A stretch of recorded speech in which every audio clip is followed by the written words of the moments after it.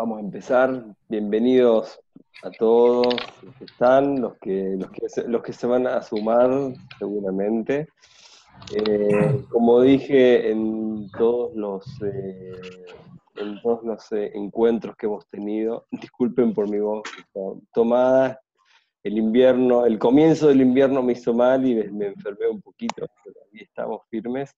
Eh, Estamos celebrando 120 años de sionismo este año, desde el primer congreso sionista en 1897. Hoy es un día muy especial, que no voy a decir nada porque Jack seguro lo va a decir, porque nos conocemos y estoy seguro que lo va a nombrar. Es uno de los días emblemáticos del movimiento sionista, no lo voy a nombrar. Y para celebrar estos 120 años de sionismo, nosotros desde el Departamento de Actividades para la Diáspora en la Organización Sionista Mundial decidimos celebrarlo, valga la redundancia, discutiendo, debatiendo, elevando los temas, las preguntas de siempre desde nuevas perspectivas.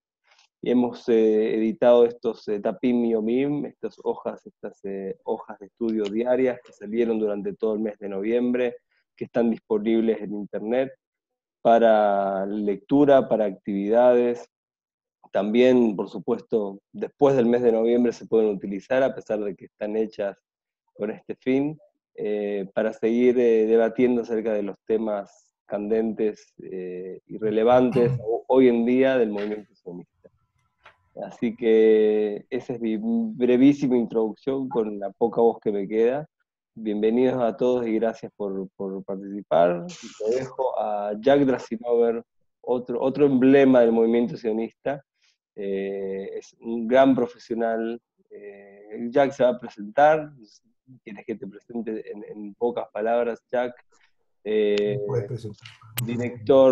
Fue director por muchos años de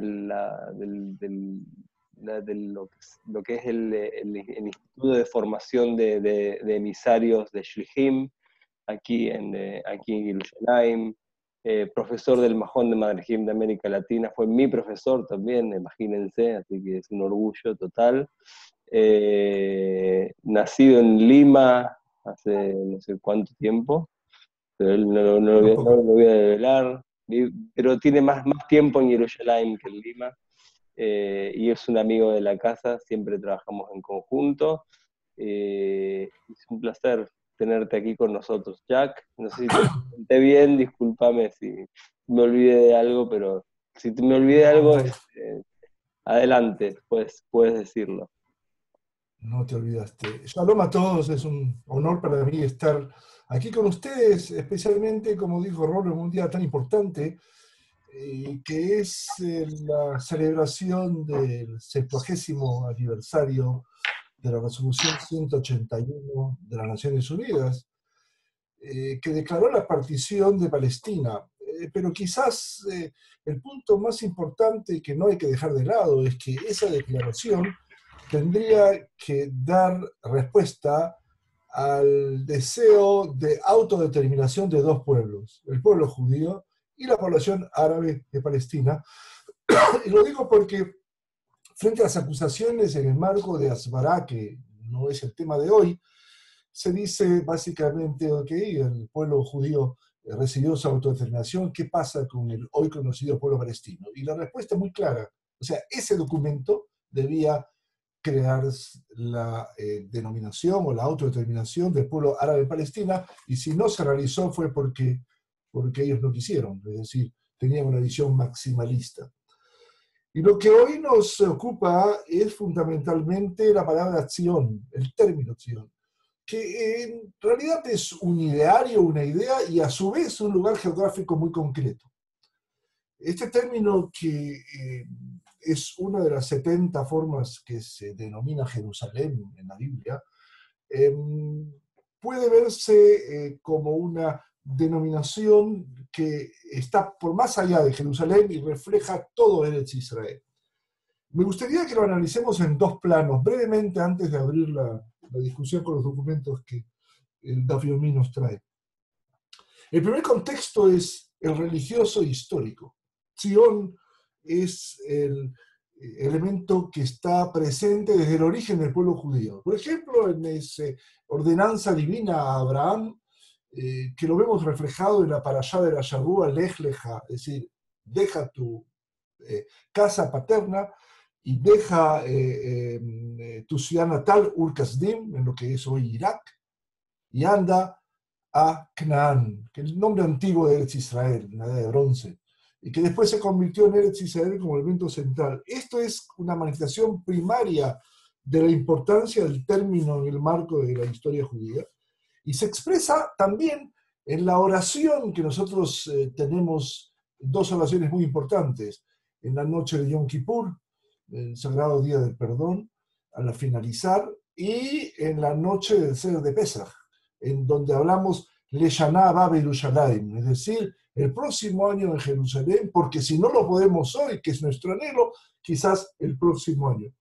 Y por último, es el lugar geográfico donde se desarrolló la última manifestación de soberanía política antes de la creación del Estado judío. El reino de los Hasmoneos o los Hashmonaim era el último centro de vida independiente, 134 a.C., y que terminó con la dominación romana en el año 63 y después con la destrucción del Segundo Templo, que eventualmente generó el exilio, pero no apagó la llama del anhelo de la vuelta a Eretz Israel o a Zion. Y creo que esto es algo que me era muy importante manifestar, porque aún en el exilio siempre hubo presencia judía en Eretz Israel. Hay una exageración a plantear que en el exilio, como consecuencia de la destrucción del Segundo Tiempo por los romanos, no quedaron judíos o quedaron muy pocos judíos. Los romanos liquidaron y expulsaron a la dirigencia, pero quedó un marco no pequeño de judíos que siguieron manteniendo la vida religiosa en Eretz Israel. Para muchos, especialmente en el marco ortodoxo, esta es la única justificación de la presencia judía en Eretz Israel. Lo digo porque en realidad hay otra visión que nos va a ocupar esta noche, y es el contexto ideológico sionista. El sionismo es un movimiento laico, secular, que surge como consecuencia de la emancipación, producto de la Revolución Francesa, y utiliza ese mismo mesianismo que acabo de mencionar en el marco religioso y lo transforma a nivel, toma quizás una relación dialéctica.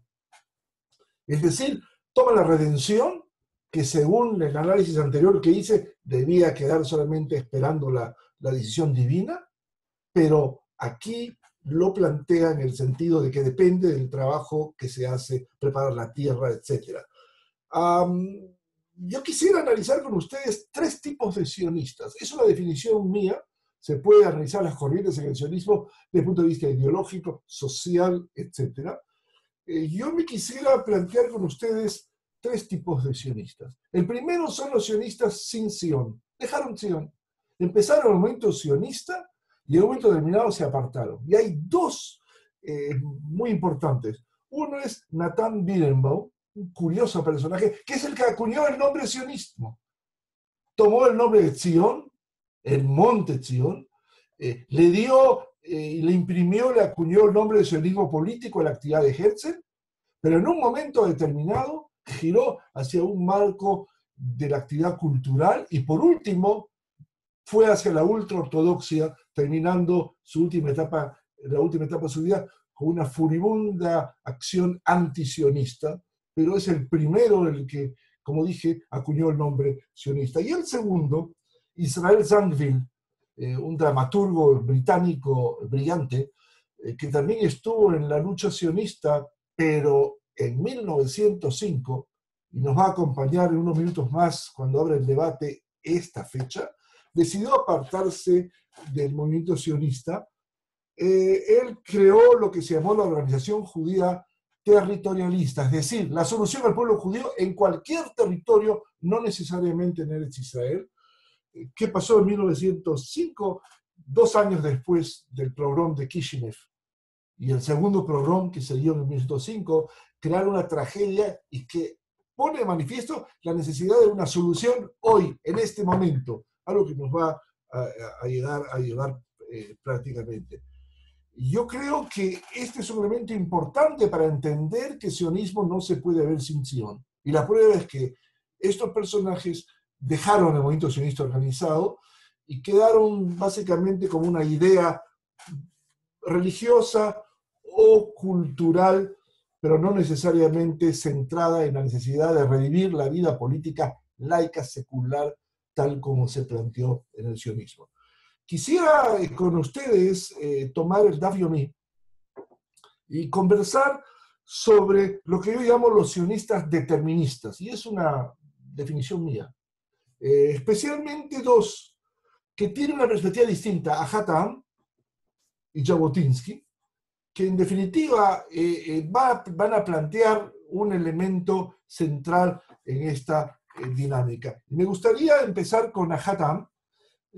La traducción que hice de los llorones es una traducción un poco curiosa, porque es Bohim, que en realidad en algunos párrafos del Sefer Shoftim o Jueces está ubicado como un lugar geográfico, pero es interesante y quisiera que, lo voy a leer yo, lo comentemos después.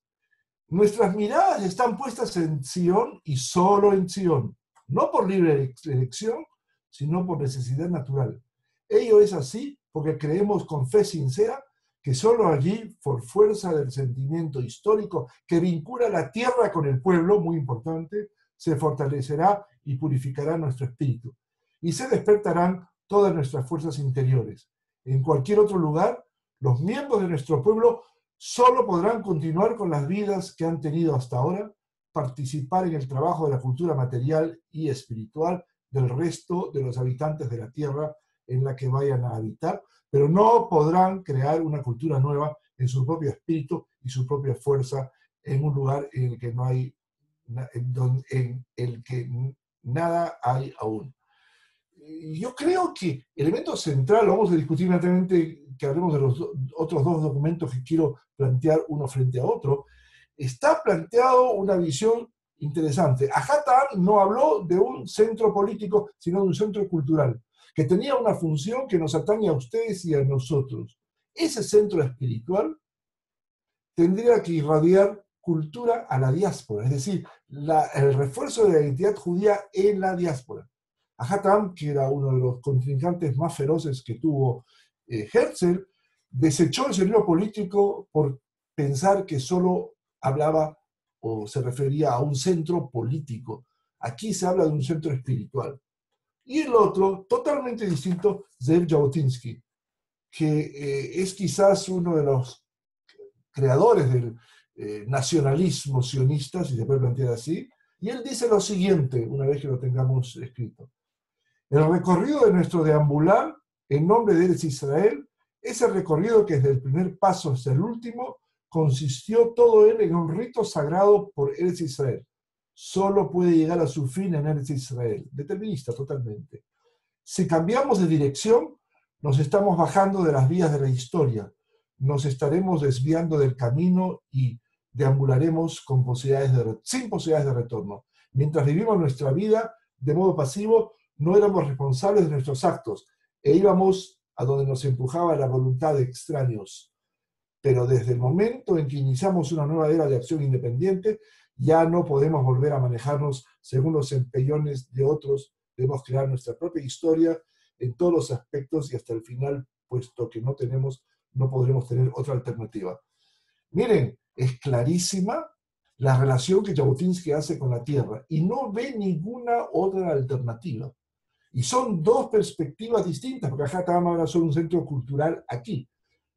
Zev Jabotinsky, que rompió con la organización sionista oficial, habló de la exigencia de la creación inmediata de un centro, de un Estado judío como solución a la problemática sionista. Quisiera que hablemos del último documento antes que abramos el debate, y es el de la otra escuela, lo que yo llamo los sionistas prácticos, los sionistas que de alguna manera pudieran ser llamados sionistas pragmáticos, creo que es una mejor definición.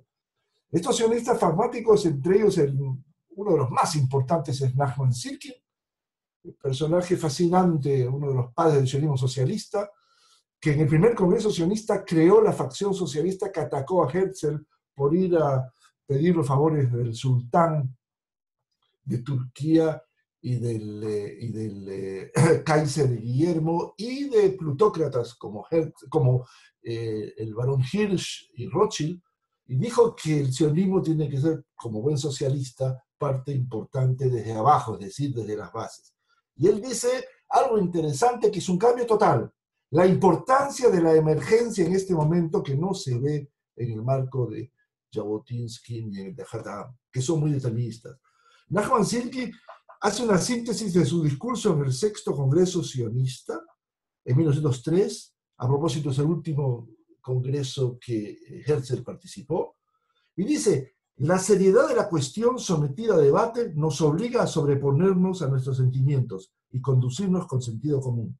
Por el contrario, los argumentos elevados por los opositores al plan no son sino románticos. No es la traición a Sion la que nos obliga a dirigirnos a otra tierra, sino la tremenda emergencia por la que atraviesan las masas de nuestro pueblo y la urgente necesidad de efectivizar su emigración. Ellos nos demandan respuesta y el sionismo debe tomar la iniciativa en estas cuestiones vitales para el judaísmo, puesto que cada año se dispersan muchos judíos por todas las partes de la tierra.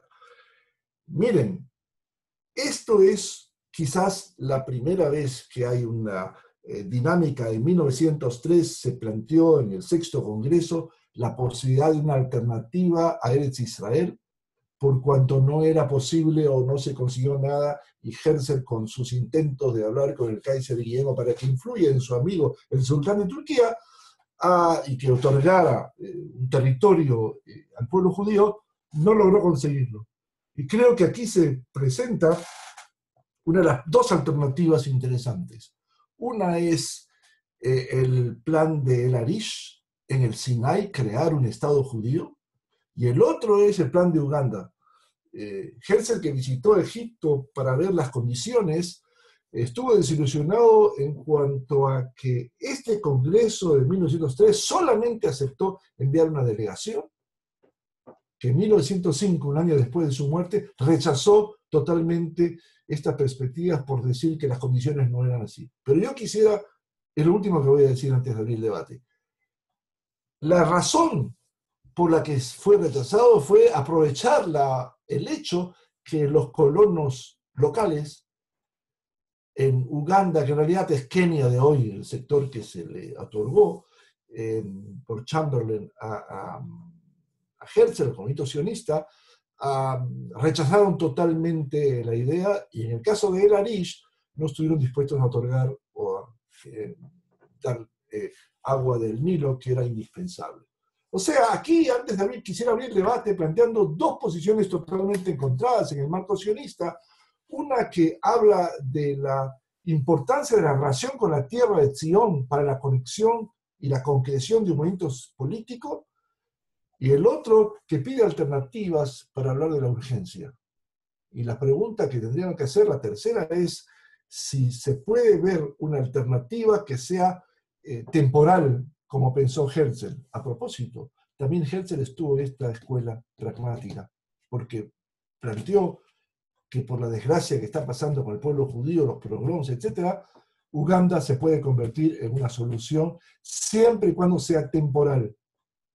Y quisiera abrir el debate para que nos refiramos a esta perspectiva.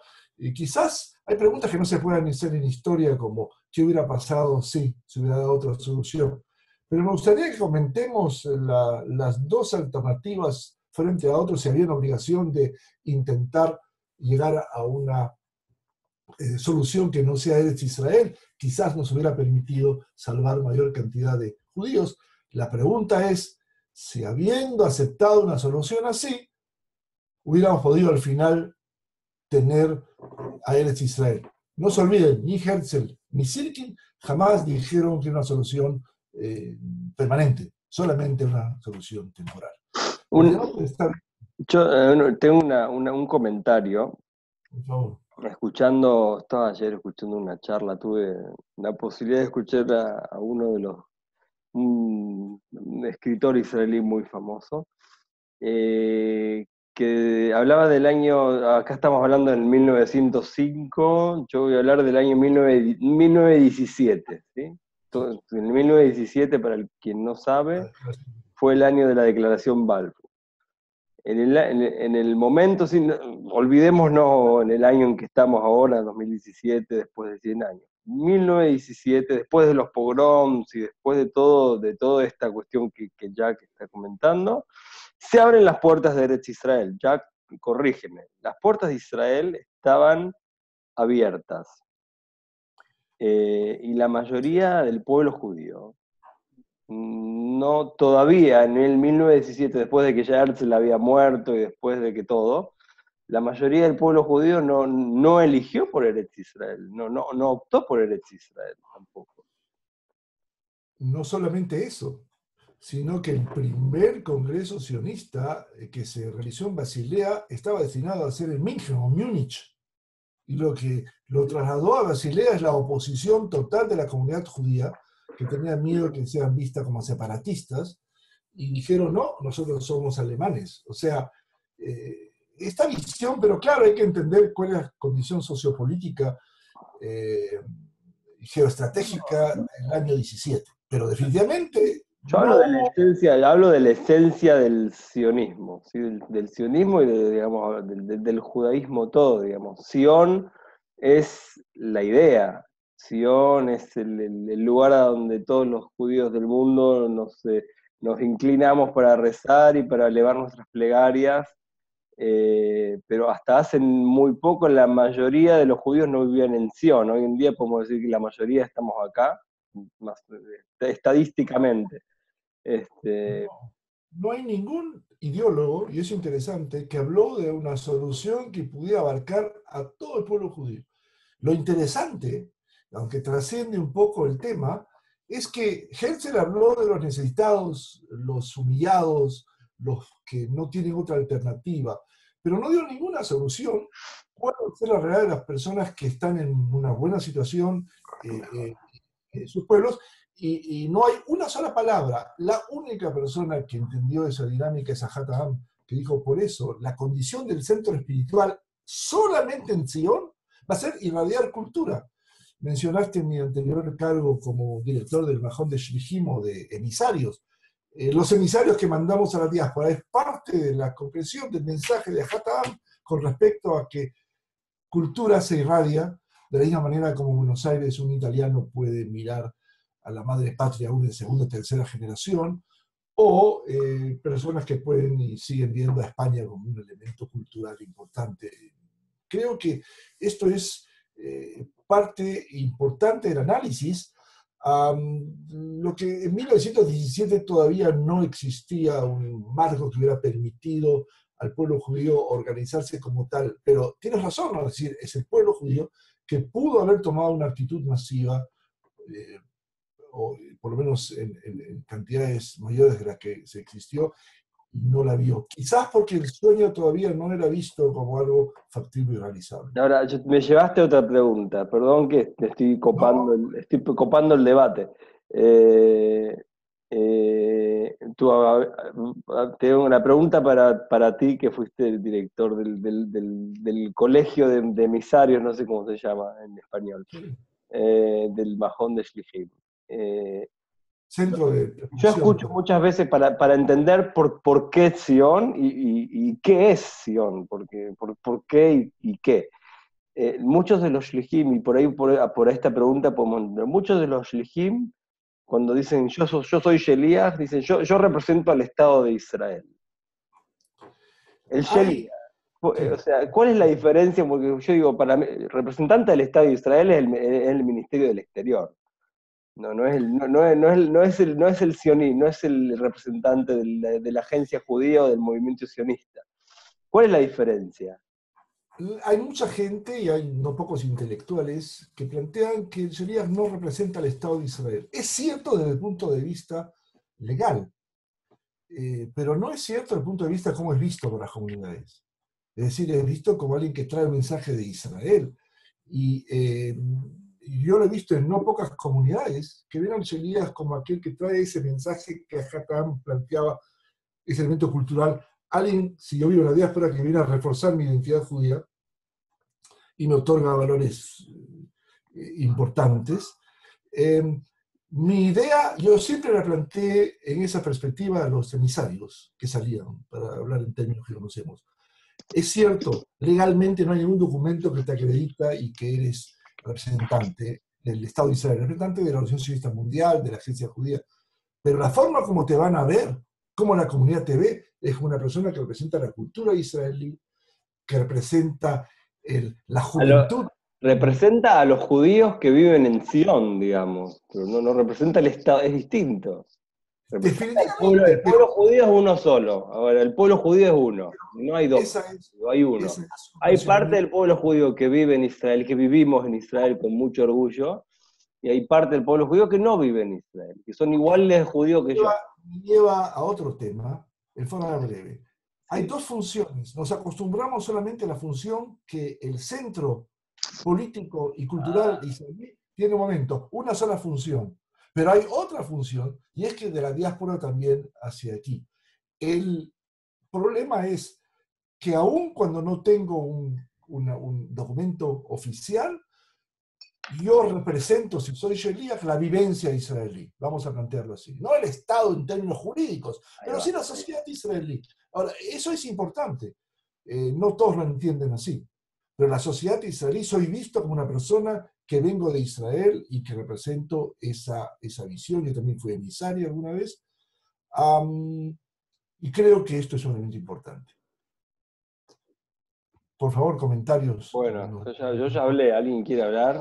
Por favor. Si no, sigo hablando yo con Jack, me encanta.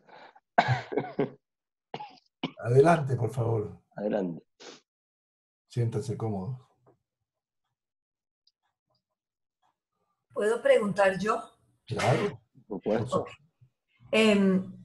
Lo que me llama la atención es si hubiera sido posible, si hubiéramos optado por Uganda o Egipto, ¿se hubiera creado el Estado de Israel?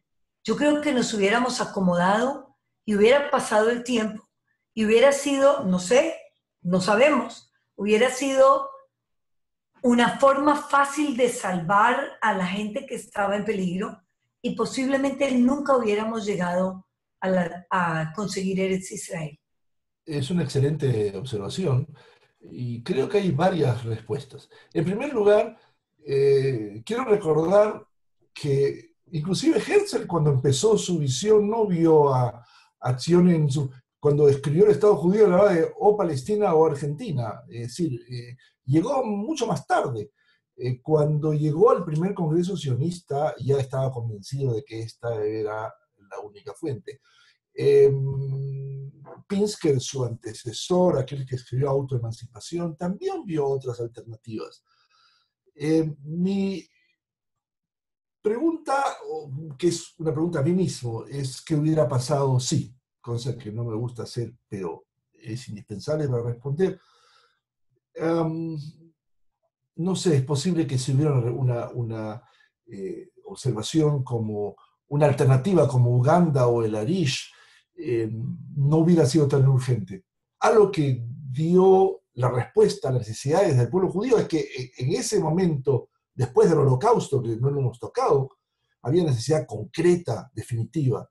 Y esto se planteó en ese momento, pero la inmigración a Eretz Israel ya existe desde 1881, es decir, mucho antes del Holocausto. El Holocausto simplemente aceleró el proceso.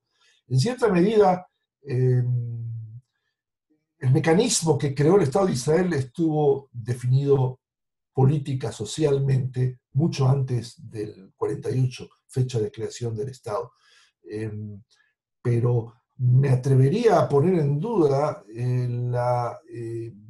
la idea de que hubiéramos podido tener un Estado si es que se hubiera dado en otro lado, ciertamente en otro lugar como el Arish o Uganda. Primero porque era una especie de respuesta a un pedido británico.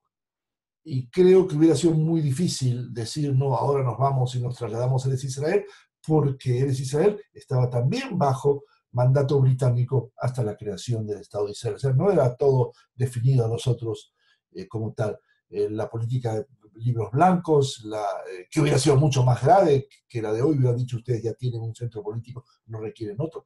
Pero lo que nos plantea acá tanto Jabotinsky como Hatam es la esencia del lugar como tal, cosa que ni en Uganda ni en el Arish podíamos plantear. Cuando se nos trata de comparar de forma muy errónea la inmigración europea a Sudáfrica, hay algo que resalta en forma muy clara, es decir, son colonos europeos que no tenían ninguna relación con esa tierra, es decir, fue un elemento de colonización que pudiera haberse dado ahí o en otras partes.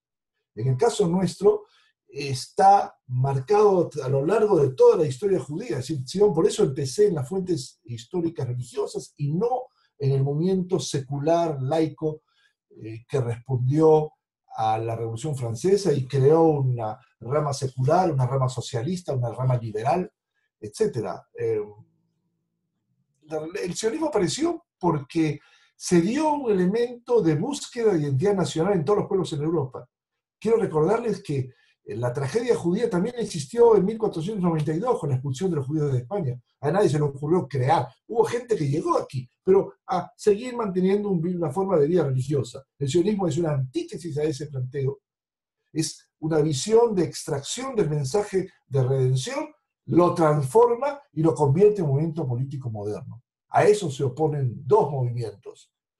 La ortodoxia, que lo ve como una herejía, y el socialismo asimilatorio que está plegado de judíos, que lo ve como movimiento burgués. Entonces, lo que me interesa que resaltemos acá es la relación intrínseca con la tierra. Aaron David Gordon, otro ideólogo, dijo que el judío cuando trabaja en la tierra tiene casi una relación erótica con ella. Es decir, eso marca fundamentalmente esta perspectiva central que dio origen al proceso político. Acá Saúl Cohen. Saúl creo que es de Vietnam, si no me equivoco, en la primera charla lo hemos tenido. Está diciendo, escuchando a Lili, definitivamente tiene razón. Si hubiese tenido éxito el plan Uganda, sería Biro Vichhan y hubiese fracasado. Ciertamente. Hubiésemos tenido dos países judíos. Pero Biro Vichhan fracasó y Medinat Israel, si no hubiese tenido esa conexión espiritual que plantea Haddam, seguramente hubiese fracasado. No solamente eso, sino que Birobidzhan no lo planteó en el marco del idioma yiddish, que era una contradicción total a la visión del hebreo, que haga lo que no hemos tenido tiempo de plantear, es parte integral de la perspectiva sionista. Es decir, Ben Yehuda y el renacimiento del idioma hebreo, eso no estaba en Birobidzhan bajo ningún aspecto. Sí, por favor. Sí, Carmen, te escuchamos. Yo también pienso, es decir, que yo no soy judía, aunque lo soy, pero pienso también que es por una necesidad también espiritual. Hay que reconocer que la Torá, todos los elementos se han conservado a pesar de la diáspora, y siempre era la misma tierra, era Sion, era Jerusalén. Entonces, esa unión a esa tierra lo llevaba automáticamente a reclamarla, porque era el lugar que es la tierra prometida. Esa tierra prometida, pues es de los israelitas, no hay más. Ese es mi pensamiento, ¿no? Por eso pienso que, bueno, que tenía que haber salir el sionismo y juntarse la diáspora en un sitio que fuera de ellos. Es mi forma de pensar. Pero yo estoy de acuerdo con ese planteo, con una condición importante que hay que agregarle. Es decir, el problema no termina en el año 48 con la creación del centro político, sino nos obliga a tener una visión de vida moderna que está basada en tres funciones que tiene este país. Una sigue siendo refugio para todo judío que requiere un lugar donde estar y no puede estar en el lugar de donde viene. Sigue siendo relevante. Quien recuerda las cosas que pasaron como la dictadura argentina, no pocas personas se salvaron del proceso llegando aquí. y en otros elementos. Tiene además un centro espiritual. La responsabilidad nuestra frente a la diáspora sigue siendo relevante. Y algo que no lo hemos tocado por falta de tiempo es el centro político como un marco de justicia social, que es algo que tendría que llevarnos, si tuviéramos algún tiempo, solamente un diálogo distinto, pero que es parte integral de lo que este país es o debe ser. Por favor. Antes habías mencionado que Herzl no decía que, o sea, no pensó en los judíos que no estaban en situación de peligro, digamos. Yo creo haber por ahí pispeado uno de los escritos de esos, los más escondidos de Herzl, en donde él expresa que el Estado de Israel, cuando se cree, sería el refugio para aquellos que viven en los países oprimidos y la fuente de orgullo para aquellos que viven en los países libres. Puede ser algo así.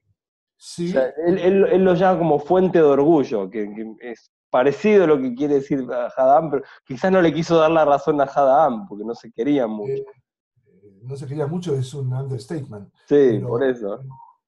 Pero algo más, en realidad, casi si pudiéramos ser un poco más bruscos en el análisis, Herzl está diciendo algo así como que no le sorprendería el proceso de asimilación a las personas que se quedan en la diáspora porque viven muy bien. Hatam sí tiene una dinámica, y él dice el cuidar la identidad judía es un problema tanto de Israel, o sea, del Estado judío, perdón, como de la diáspora. Es decir, y la función de la diáspora es como el sol que debe calentar con los rayos solares a la periferia. Cuando él habla él habla del hebreo, un elemento que Herzl no pudo tomar en consideración, porque, como dijo Herzl, ¿quién puede comprar un boleto de tren en hebreo? Es decir, cosa que a Hatam lo plantea como sine qua non, es decir, absolutamente necesaria esa visión. Pienso que es casi la única figura ideológica que yo he visto, tampoco Jabotinsky tiene nada que decir a las personas que se van a quedar afuera, es a Hatam en el marco de los ídolos sionistas, que habla básicamente de una relación mutua, mientras que nosotros se habla del proceso de inmigración, que aquí crea un nuevo marco nacional que nos permita, como decía Moshe Hess, un antecesor a Herzl, ubicarnos en el mundo de las naciones, con un mensaje social muy claro, que es otra función importante que habría que plantear. Por favor, hay gente que quiere participar, siéntanse cómodas, estamos conversando. Y hoy en día, entonces, en el mundo global en el que vivimos, ¿cuál es una pregunta, no tiene una respuesta, pero yo tengo una respuesta. En el mundo global en el que vivimos, digamos, donde estamos y no estamos en ningún lugar, donde hoy en día quizás diferente a como yo me crié en el Tnuat Noar, ¿sí? el movimiento juvenil, abrimos internet y cualquier judío del mundo o cualquier persona del mundo que quiere conectarse con Israel, pone una canción en YouTube o pone la televisión israelí.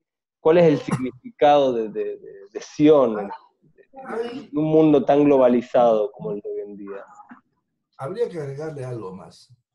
Es el hecho que en este mundo postmoderno es un mundo donde las ideologías aparentemente dejaron de ser relevantes. Dije aparentemente porque así pienso. El escritor americano de origen japonés, Fukuyama, planteó básicamente el fin de la historia, es decir, terminaron las ideologías.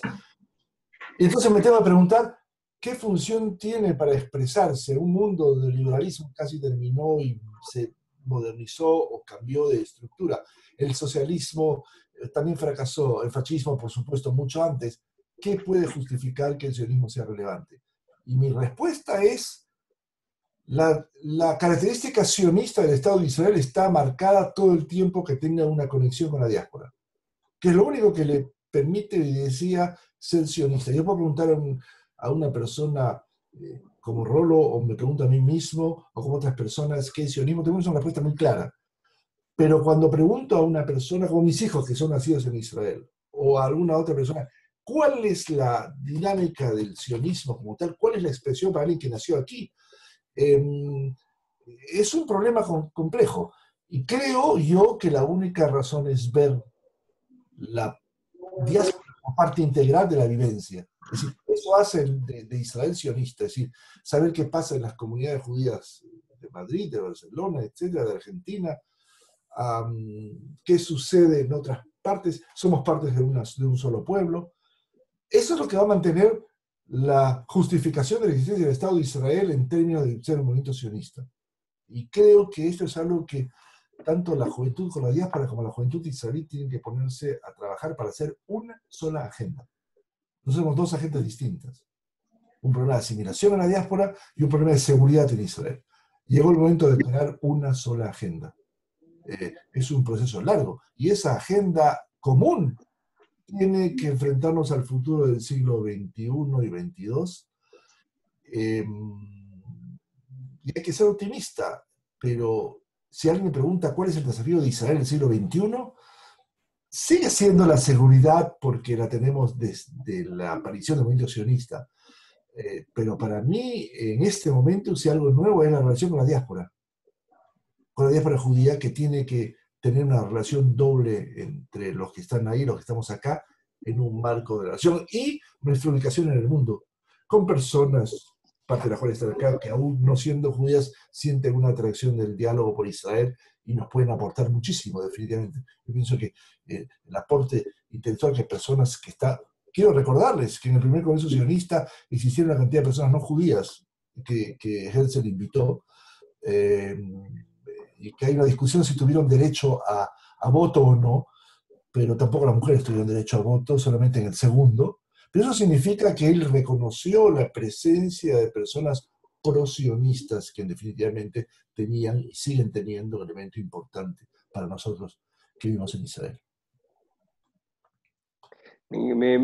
Wally de Panamá pone algo acá muy interesante, que no sé por qué no lo dice, pero bueno, ya que no lo dice, lo digo yo por él, que dice, así como en aquel entonces optar por otro país hubiera sido una opción momentánea para escapar de una crisis urgente, hasta que podamos concretar llegar a Israel, tal vez hoy es al revés.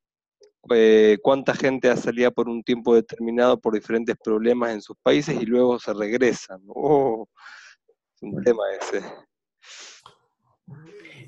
Existe una perspectiva, pero hay que entender de que encontré, y lamento entrar en ejemplos personales, personas que se educaron conmigo en un momento juvenil y estuvieron en Israel unos pocos meses y se desilusionaron.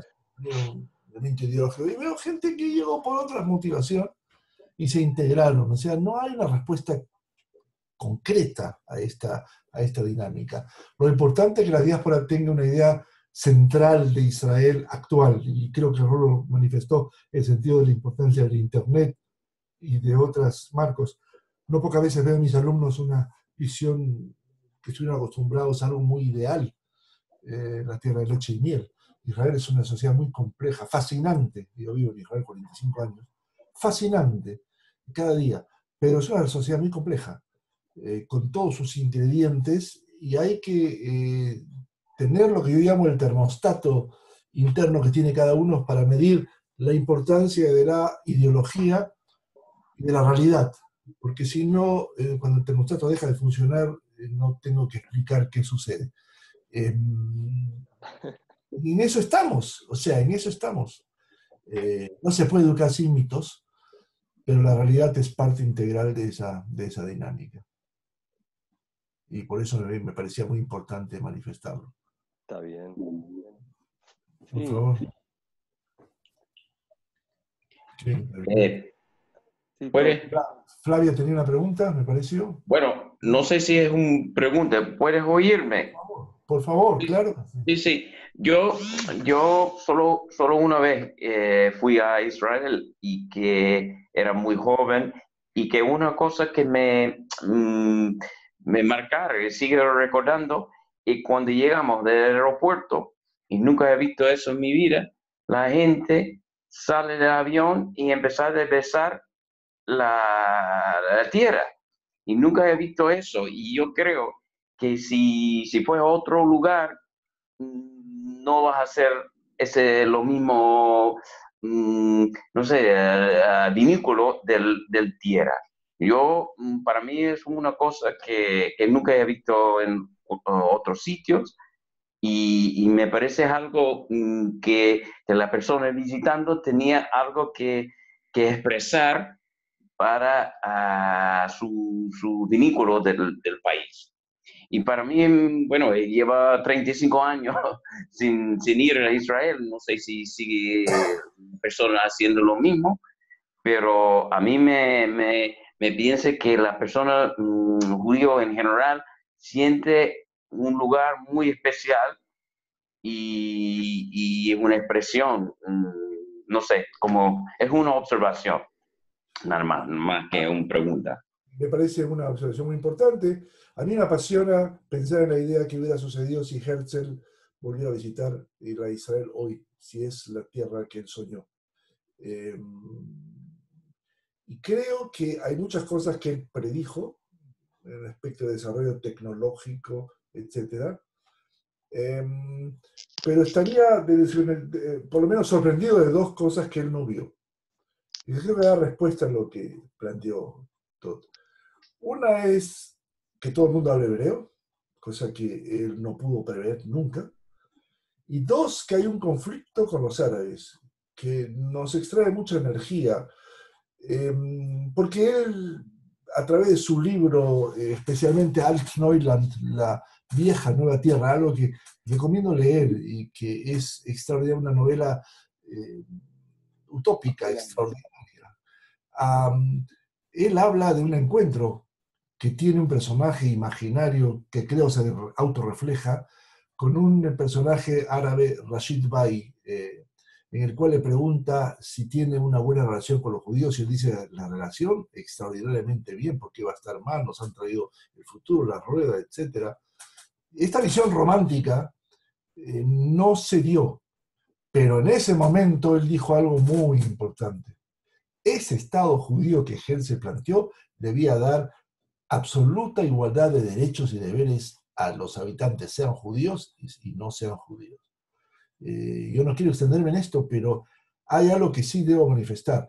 Hay un personaje, el rabino Gayer, un personaje racista, que presenta su candidatura a la elección de ese Estado judío imaginario que se va a realizar y la pierde. Y creo que Herzl plantea justamente que ese Estado va a rechazar toda forma de racismo y va a dar igualdad a las minorías que no son judías. Creo que es un elemento que a mí me sigue, y cada vez que leo ese libro, lo he leído varias veces, no solamente a nivel de texto de trabajo cuando enseño o doy conferencias, pero sí porque es algo poco conocido. Y nosotros creo que parte de nuestra función es hacerlo conocer, leerlo y definitivamente hacerlo conocer, muy lejos de esas acusaciones de imperialismo, de sionismo, que es un absurdo. No se representó nunca ningún tipo de potencia, por el contrario, a una visión humanista clara. Y creo que esto es importante manifestar. Quería decir algo. Yo no estuve en la PUBLA anterior, pero era lo mismo. Respecto a lo de todo. ¿Hola? ¿Quién habla? Saúl Cohen, sí, desde Viedo. Sí. Se puede ser sionista sin ser judío y se puede ser judío sin ser sionista. Sin embargo, todo está metido, o sea, se puede ser ateo, si uno quiere, pero está tan involucrado la cuestión mística, cultural, podríamos decirla espiritual, pero hay una cuestión mística que supera, por eso ideológicamente caen las ideologías, caen las nacionalidades, hay globalización, sin embargo, donde uno encuentra a alguien, está esto que yo desde el sur te estoy hablando y estoy ligado con Rolo o contigo, no desde el punto de vista realizador, pero sí desde el punto de vista ideológico, porque lógicamente no soy realizador, pero que estamos unidos y estamos ligados por lo mismo, ¿no es cierto? Entonces, ¿hola? Es indiscutible lo que Y, plantea. no tiene forma de explicarse con palabras. Yo tengo Por una eso, volviendo al tema de Eretz Israel, porque por eso decía lo de Vero Villán, o podría haber sido, en la historia hay casos que intentaron crearse estados, o se crearon estados que duraron muy poco. Sin embargo, la unión que está con Eretz Israel, con Medinat Israel, es inquebrantable. Yo tengo una respuesta. No es una respuesta, es una reflexión Sí. a lo que tú dices. Y justo, mira, justo ayer estuve en esa charla de casualidad, de esa charla con Alex Bet Yoshua, que quien lo conoce. Ah, Sí. claro. Y que decía que ser judío y ser israelí es lo mismo. Decía en una forma así muy boté, como se dice, Muy directa, muy brusca. muy directa, sí, muy chocante. Piensa, Saúl, o sea, tú estás diciendo, estás expresando el sentimiento, el mismo sentimiento que aquel inglés que vive no sé, o francés, llamémoslo, que vive que vive en otra parte, digamos. Nosotros somos judíos, ¿sí? Y judíos, ¿sí? Judíos en el Tanaj, estamos aquí, este es el lugar de los judíos, porque es así, nuestra historia está tramada toda nuestra historia está tramada aquí, digamos. O sea, esa es la relación. Históricamente somos de aquí, y los que estamos afuera, los que están afuera, sienten la misma relación que siente de nostalgia que siente el inglés que vive fuera de Inglaterra, digamos. Creo que esa es mi expresión a tu expresión, y no es una explicación, no es una respuesta, es mi expresión a la tuya. Y es muy Pero significativa y me identifico totalmente con lo que tú dices. yo también, y también por lo que Rolo planteó, pero hay que analizar que esa mística de la que estamos hablando, en el sionismo también se dio. Esa mística una mística que era secular y que tomó un factor de simbología que proviene de la visión religiosa, por eso empecé con la visión bíblica, y la traduce a una visión moderna. El Estado de Israel no se puede ver como un evento xenofóbico que creó y está con una visión de gueto, es decir, separada del mundo. Es parte integral de la cultura occidental y como tal tiene que ser vista y la debemos ver. Eso no es tan simple porque geográficamente estamos aislados y nuestros vecinos no son precisamente amigables en toda esta perspectiva, por decirlo menos, pero nosotros somos parte integral de la cultura occidental y el mismo Herzl planteó que con la creación del Estado no se terminaba la función, sino que había que convertir ese Estado, en ese acto de creación, en algo que, como Ben-Gurión, que no tuvimos tiempo de analizarlo también, pudiera darse. Es decir, el desarrollo de ese Estado que empieza con una declaración en el 48 de la creación del mecanismo político y se convierte en algo que tiene un elemento de inspiración, tanto a los judíos de la diáspora como también a personas que pueden ver en Israel. Exacto. Ben-Gurión dijo en un discurso en la Knesset, cuando en el año 1971, 2 años antes de morirse, tenía 80 y pico de años, y que lo trajeron para celebrarle los 85 años, dice lo siguiente, dice, nosotros, que es lo que refleja la visión de Herzl, dice, nosotros podemos ser el Am Sgulá, el pueblo elegido, todavía no lo somos, pero podemos serlo. Es eso, o sea, ese es el sionismo. El sionismo Sí, sí. es la aspiración a ser la aspiración a la perfección moral y espiritual, como decía Herzl. Lo cual no es un derecho, sino un deber.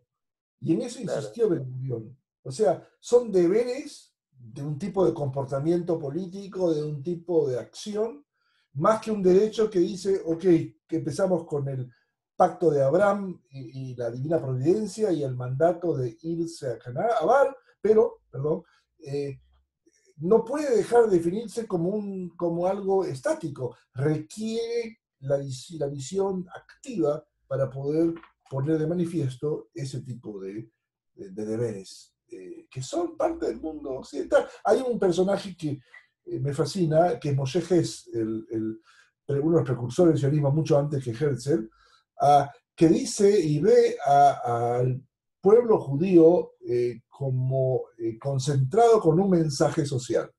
Ese mensaje social debe ser justicia social, algo interesante. Ese mensaje de todos los pueblos.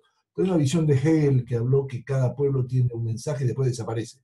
Él habló, el mensaje del pueblo judío no es el monoteísmo, como fue en una primera etapa, ya existe, sino la visión de justicia social.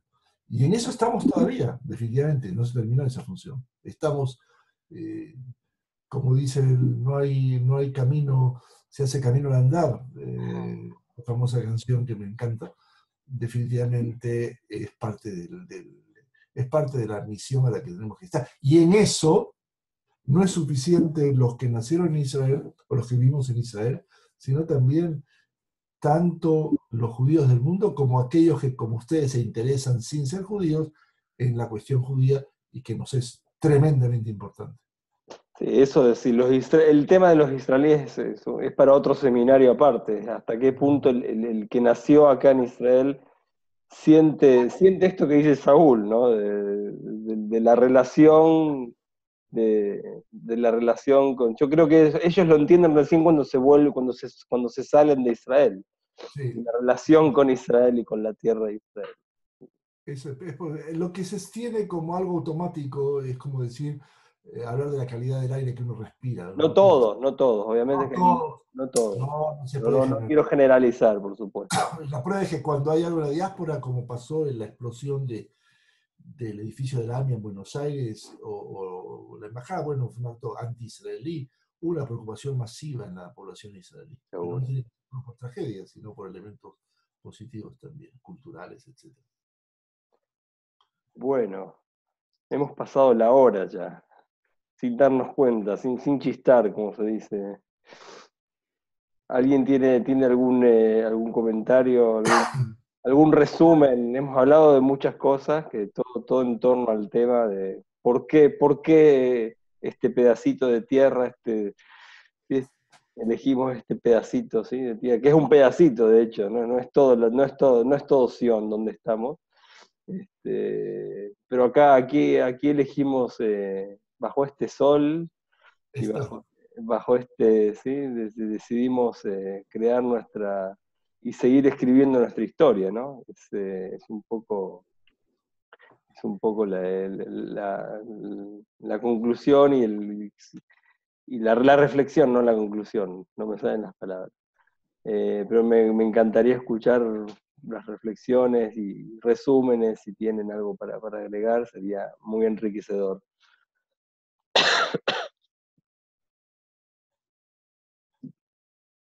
Lugar maravilloso y con mucho para compartir con el mundo, dice Lili, es verdad. Es verdad, no hay que idealizarlo tampoco, no soy de la idea de mitificarlo, pero es un lugar fascinante. Es un lugar fascinante, sin duda, sin duda. Es la verdad, dice Lili. Bien. Jack, ¿algo para finalizar? ¿Alguna? Quiero agradecerles este diálogo que hemos tenido y espero que se sigan realizando y sobre todo porque nos permite en realidad estar comunicados con el mundo, tanto el judío como el no judío. Y esto es algo interesante, ustedes han aportado muchísimo al debate. Y queda grabado aparte, queda grabado y mucha gente lo mira, sí. Y entonces creo que esto tiene un valor inmensurable. Y Israel, si no es exactamente la que Herzl soñó, sigue siendo relevante a esa perspectiva y aún vemos el sueño que él tuvo convertido en realidad.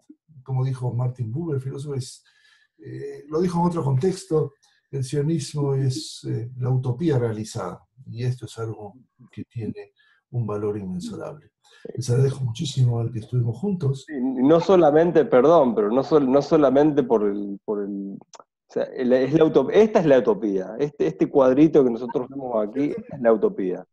es de que hay la mitad, sí, realizada, es que la mitad del pueblo judío está acá, y la otra mitad está en contacto con nosotros, digamos, y la mayoría del pueblo judío tiene la aspiración, que habla Herzl hacia digamos, la aspiración o el contacto o el vínculo con el Estado de Israel y con la tierra de Israel. No entremos ahora en esa diferencia. Esa es para mí la maravilla, el milagro, ¿sí? Y que las comunidades siguen apoyando a Israel y contactándose y educándose a Israel. Digamos. Ese es el milagro realizado, la utopía realizada. Así que, bueno, nada, muy emocionante. Gracias. Que dice gracias a Dios por los visionarios, ¿verdad? Comentarios muy lindos. El sionismo es una historia, no sé por qué Wally no habla y escribe, el sionismo es una historia de éxito, la historia del pueblo judío en su tierra es una historia de éxito, no hay motivo para pensar que Israel no es nuestro lugar, estemos donde estemos. Qué lindas palabras. Todavía no terminó, es importante plantear. El éxito todavía está en camino. El éxito está en camino, por supuesto. Definitivamente. Estoy de acuerdo. Bueno, amigos, que tengan todos un Captet de November, un 29 de noviembre feliz y significativo. Y seguimos siempre en contacto, como siempre. Tienen las hojas, estas hojas diarias, Dapim Yomim, para analizar, para usar, para difundir por donde quieran.